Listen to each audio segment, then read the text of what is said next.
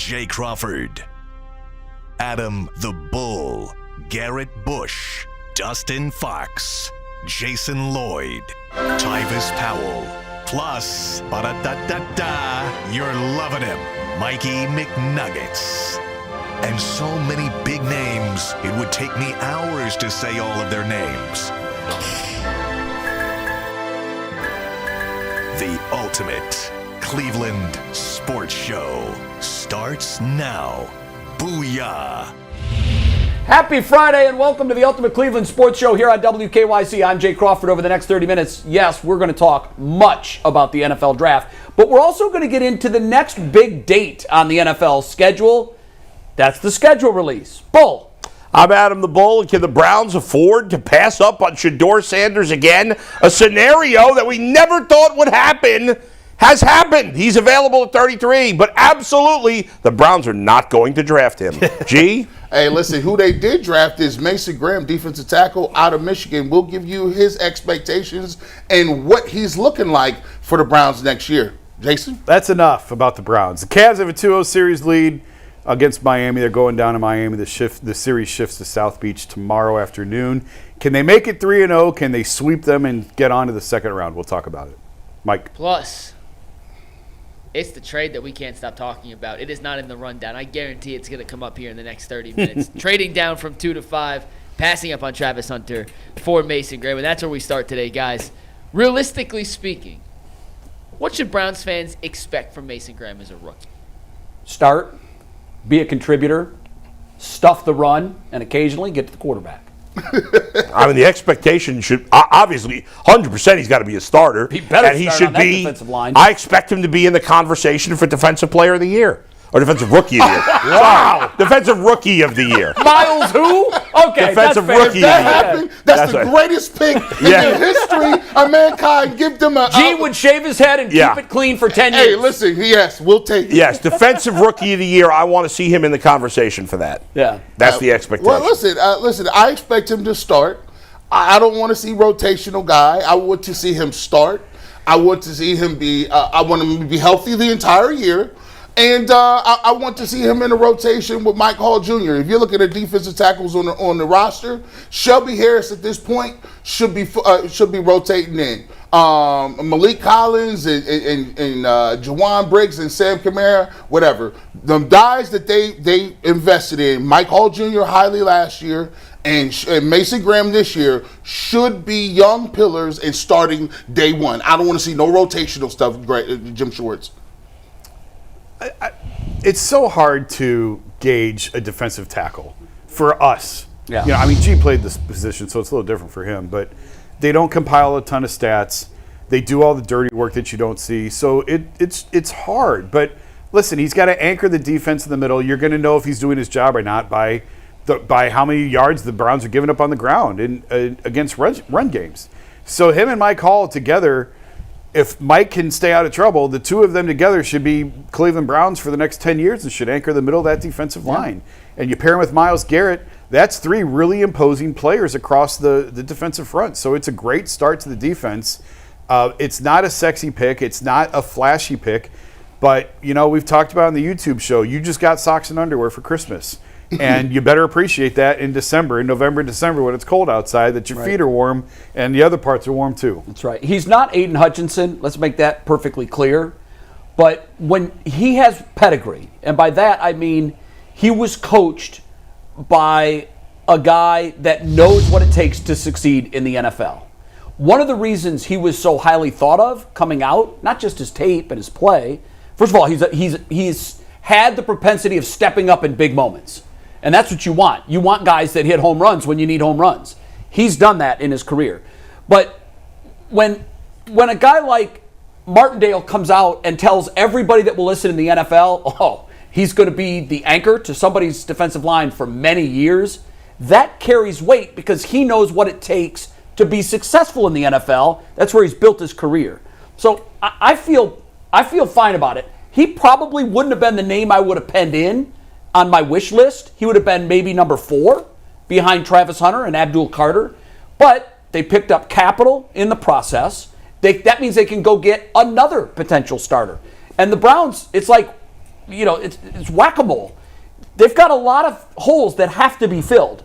And this, I think, helps get them there. And I think he's going to have a fine rookie season. And hell, if you're right, and he is the top defensive, well, who was drafted higher than him? Abdul Carter. Yeah. So he's got really, Travis it's got, no, I mean, he's a defensive player too. You're right. He could do it. Right. But I think he's going to be an impactful player that starts day one and makes his presence felt. And it'll be hard for him to win Defensive Rookie of the Year because D tackles don't put up stats. Yeah. But like, I think what the thing is, like, does he force them to not double team Myles Garrett as much? Does he make it, like, watching games, do we see him make an impact? Make an impact That's on it. games. And it's hard to see if you're not really looking for it, but now I will they say better this. be right with this pick. Listen, they have to.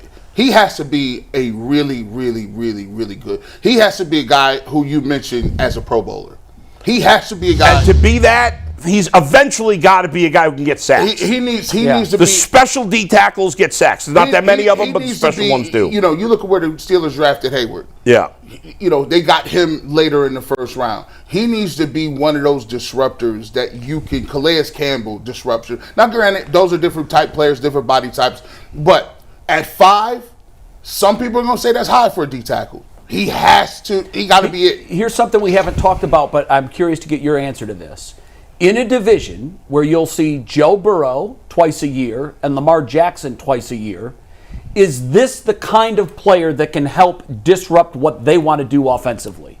Yeah, he would. I would have liked to see if, like you said, he's a little bit lower on the board. I think everybody would have said if you had Abdul Carter and Myles Garrett, that's what you think of when you think about getting Joe Burrow on the ground and Lamar Jackson. But I do like the fact that he can push the pocket. If you watch him in the run game, he's lightning quick. His arm over move. Look, he's getting guys off you. He's down the line of scrimmage. He's doing a bunch. But I think, he's on that list. I would have liked Abdul Carter, but he's still going to help out with a push up front through the middle, which is a different way of looking at it. He's a 2-time All-American. He was the best defensive player on probably the best defensive team in the country. I don't think you go wrong with that. Yeah, we talk about the Ohio State running backs, and they've got the tandem. They couldn't move it against Michigan. Yeah. And that's why they lost the game. Yeah. They could And he not, was a big reason and why. he played his tail off in Yeah. that game. And I have high expectations, but you never know. The one thing that always scares me is when I liked Abdul Carter. I was on record in December saying that's who we're going to go for because we're trying to sell Myles. We're going to get you help. They got him help. Not necessarily the guy that I thought of, but one thing that I kept hearing last night, I watched ABC's coverage, and they kept saying, this is a guy that's going to remind a lot of people of Micah Parsons. If he ends up being that caliber of player, yes, it's unfair to compare the two directly because there's another pick that was involved, but that's going to be the easy comparison to make, and it's really not fair. It's not fair because I think Abdul Carter has a lot more upside than this player, but it's really a 2-for-1. That's kind of where it stands right now. All right, they passed on Shedeur Sanders. In fact, the entire NFL draft passed on Shedeur Sanders. I'm not sure if you guys watched it, but it's difficult to watch what was his draft party last night because it quickly turned into a wake, and it was awful. I felt nothing but compassion for the poor young man. Is it possible the Browns, they could draft him at 33 if they want? There might be a chance that they can get him at 36. Is it possible they pass on him twice and maybe 3 times? 3 times. 3 times? Mike's question was, can they afford to pass? I don't even understand. What do you mean, can they afford? What's going to happen if they don't draft him? Well, the bad thinking PR? No, the thinking is he goes on and becomes, a superstar. In the league. I guess, Thank you but for basic reading comprehension, Jeff. Yes. I appreciate it. if anybody in the league, it doesn't mean they can't be wrong, but certainly have. There are a few examples, but if anybody in the league thought he was going to be a superstar, somebody would have drafted him by now. Well, same could be said for Tom Brady, and the league passed on him 6 times. But how many examples are there of Tom Brady? Listen, Tom Brady. That's it. And maybe Brock Purdy, but at a much less accomplished level. Yeah, I mean, if he turns out to be a superstar, the Browns should not be absolved of it. No, certainly not. Of course not. They have an opportunity today. I'm an advocate. I would take either Shedeur Sanders or Jalen Milroe with one of these picks. It's a second-round pick.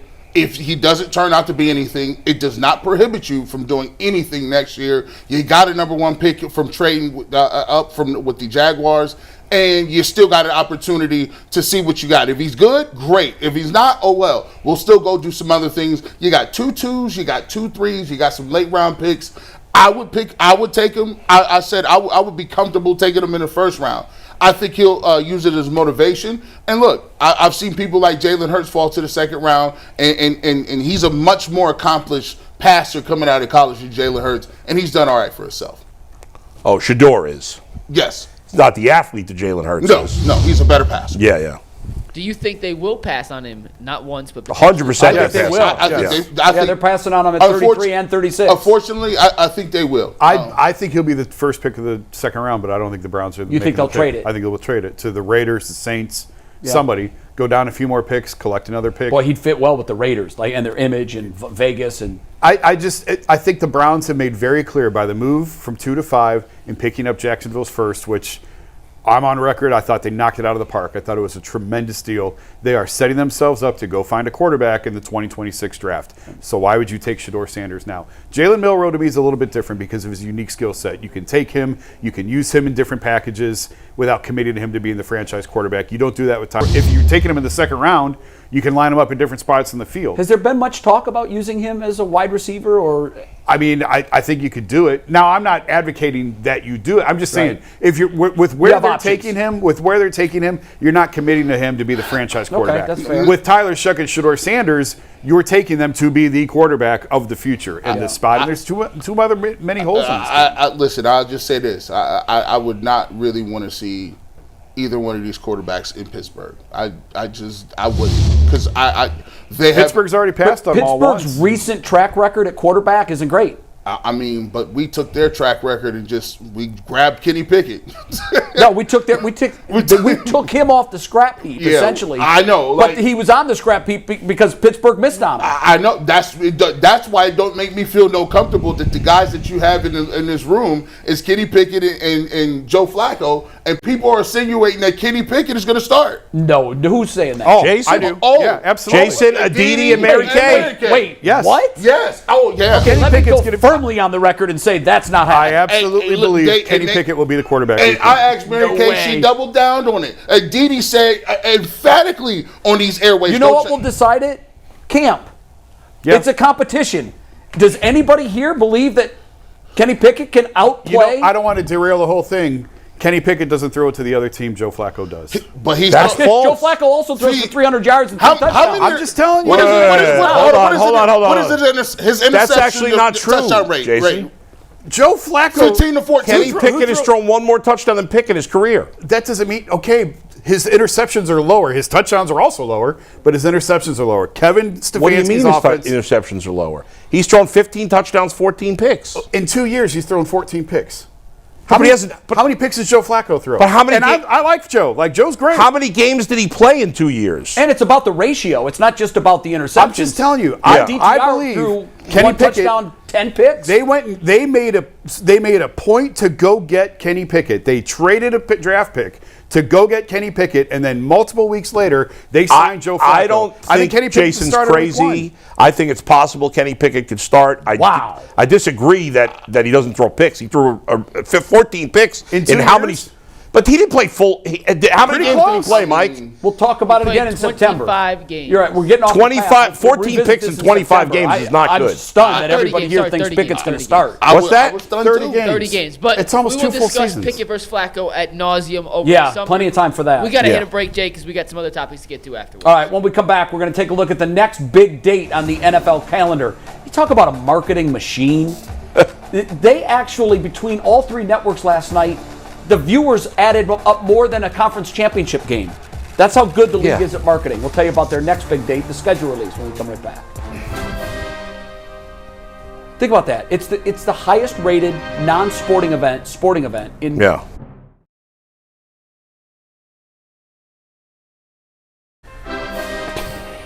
Welcome back. May 14th. Circle that day on your calendar. That's the next big made-for-TV event from the marketing geniuses that call themselves the NFL. Bull, who will the Browns start with, and where will that game be? I feel like the Browns are have been at home quite often in week 1. I feel like that too. They're almost always at home. So I think this year they're going to put them on the road. I'm going to give you a crazy one. Browns at Lions.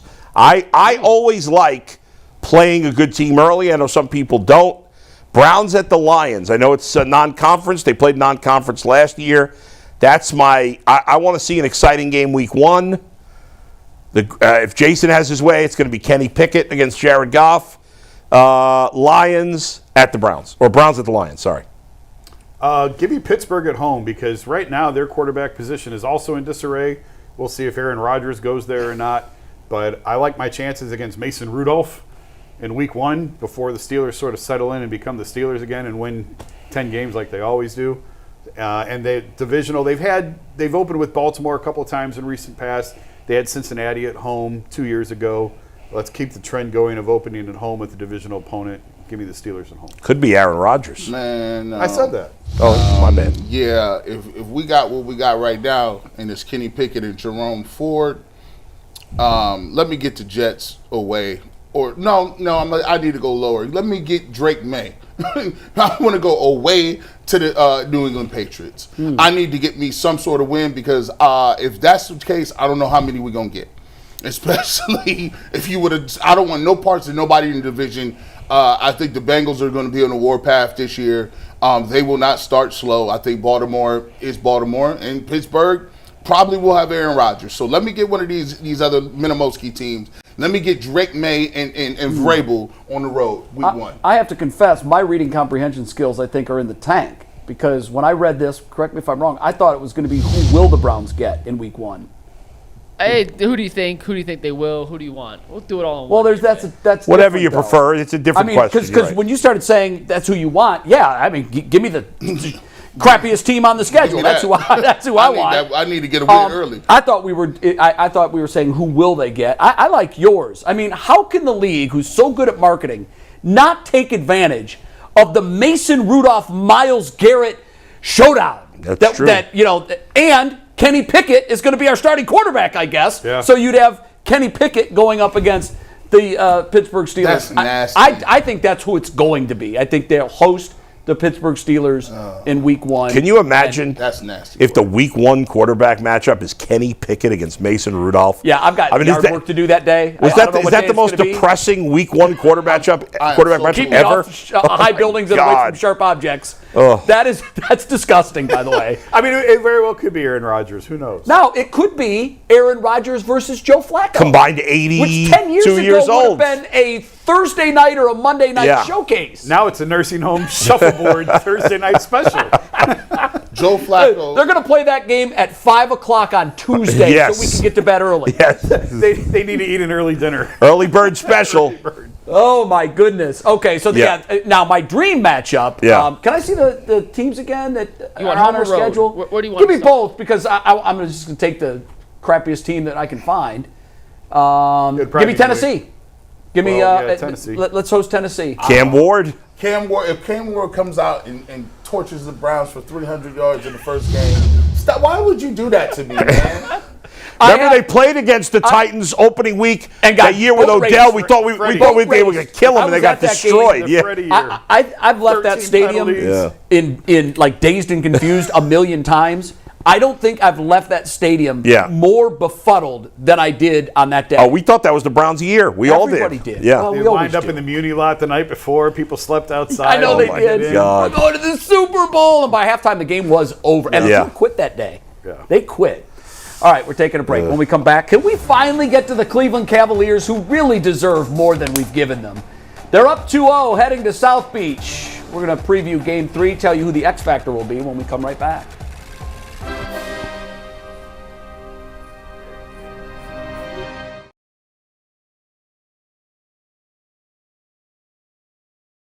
Other than that, he's fine. Welcome back to the Ultimate Cleveland Sports Show. Let's get to the Cavaliers. Yes, the good Up team. big, 2-0. Now the series shifts to Saturday. And has anybody asked Donovan Mitchell his thoughts on playing an afternoon playoff game? Doesn't he hate playing on the afternoon schedules? I don't remember. He's complained about it a number of times this year. He does not Maybe he like. has, maybe he yeah, has and not. now Game 3 in South Beach is a 1 o'clock game. Who's the X Factor? Jason. For the Cavs? Yeah. Boy, that's a good question. I don't know. I mean, they've done so well in 2 games now with different guys emerging. I don't know if they really need an X factor. I think it's more on Miami's side of who's the X factor. I mean, Tyler Hero's kind of an obvious one. Boy, he's been crazy. This is obvious. Come on, it's Ty Jerome. Listen, but Ty Jerome did nothing in game 2, and they won. Had a great game in game 2. Ty Jerome always balls. I don't care if he 6 points. I don't care if he don't got no ball. I don't care if he ain't got no basketballs that's going in the hoop. Ty Jerome is that guy. Ty Jerome is actually the X factor, and plus he could probably start. I'm gonna tell you this: he's the dude that is the difference between the Cavs beating the Celtics and the Cavs not beating the Celtics. Wow. I actually think it might be Davion Mitchell in the game. No, he's been balling. Yeah. For Miami, he was great. They inserted him in the starting lineup in game 2. He was terrific. Miami made their big run when they kept Cleveland off the boards. And we talked about it on the show the other day, when they cut that deficit from 19 down to a 1-possession game, they out-rebounded the Cavs 18-3 over about a 10-minute stretch. So the X factor is really out-rebounding the Cavs. If they're making their threes, it's a really hard team to beat. It's really hard for, especially a team that's offensively challenged like Miami, to keep up with the Cavs. If the Cavs are hitting their threes and they're closing out possessions defensively, good luck. Second quarter you're not going to beat this team. That was a cavalanche. They made 11 threes in the second quarter alone. Record, right? It's franchise record? That is more threes than they made in 5 of the 7 games against Orlando last year in the first-round series. For the entire game. For the entire game. Wow. Evan Mobley's the X factor. When he played great in the first half, the Cavs played great. When he disappeared in the second half, the lead disappeared too. He's the X factor in this series. He's the X factor in the entire playoffs. If he plays like a superstar, the Cavs can win it all. If he doesn't, the Cavs are going home against Boston. I just think they're too good. There is no Yes, X factor in this series, you're right. The Cavs, it doesn't matter. They're too good. Yeah, well, we have to answer the question. I'm surprised nobody said his name. When you're on the road in the NBA playoffs, it's different. You look to your superstar. You look to your leader. You look to Donovan Mitchell. And I think he's the X factor. He's been a bit of an enigma, not just for this series, but really for the last maybe month or 2 of the season. And I say that because typically you know what you're going to get from him, but he's given us some performances that were not Donovan Mitchell-like. If he plays up to his level, he's the one guy that brings everybody else up with him. And so I think if he has a tremendous game, that will open the door for others like Garland and Mobley and Allen to have big games around him, and the Cavs win. If he doesn't, I think that's a bad sign, and they'll probably lose. I don't think they can win Game 3 with Mitchell having a bad game. Yeah, I think he needs to have at least an average game to win. I think they're too good. I just think that they got way too many people that you have to hold down. Not only if he has a bad game, you still have guys like Hunter. You still got guys like Sam Merrill, who's been knocking down jumpers. Here's the thing. They got 4 or 5 guys that can hurt you. When you look at Miami, they got Adebayo, they got Tyler Hero, and you're looking for what else, other places. It's Mitchell. It's funny. Yesterday we were saying there's no way Memphis could win, and they were up by 26 at the half. And there was no way they could win. And they lost. They lost. It's unbelievable. Yeah. Yourself into it. I do think Miami will get one of these 2. I do. The role players play better at home. It's just historically true in the NBA. Guys like Ty Jerome, guys like Sam Merrill, guys that have played really well in this series to this point. It's a little bit harder when you're on the road. You do rely on your stars more. There was a time when the series started, I thought Miami would get 1 and possibly 2. I don't think they're going to get 2 out of this. It won't shock me if this series returns to Cleveland, though, with the Cavs up 3-1. Yeah, I almost expect that. I would be shocked if it came back 2-2. Would it change your mind about what the Cavs' level of championship caliber level if they sweep them? No. Yeah, I think that's impressive to sweep a Spoelstra team. It is, but a 1 is supposed to handle an 8 very easily. Supposed to. Again, they're a 10 seed. They are. Yeah. The first ever 10 seed to make the play. Well, they don't stink. It's not your average. Nah. They don't take the regular season very seriously. They went through all kinds of drama this year with Jimmy Butler. It's not your typical 8 seed, 10 seed, whatever. But sweeping them, to me, tells me nothing about how the rest of the playoffs will I play agree. out. It was impressive how they clawed their way back in Game 2. I would say it tells me that the Cavs, because they could easily give away 1 and come back home. It will tell me that the Cavs are focused and locked in, and that they're not playing around. They should play to sweep. I mean, they. Hey, I've said it multiple times. It's a war of attrition, and if you're trying to win a championship, it is 2 months of high intensity physical basketball. The faster you get rid of these opponents, the more time you get off your feet, the better off you are in the long run. It's not about April, it's about June. You're rewarded with sweeps by extra off days. Yeah. And ask the players how much they love off days in May and June. See you tomorrow. Enjoy the weekend. Peace.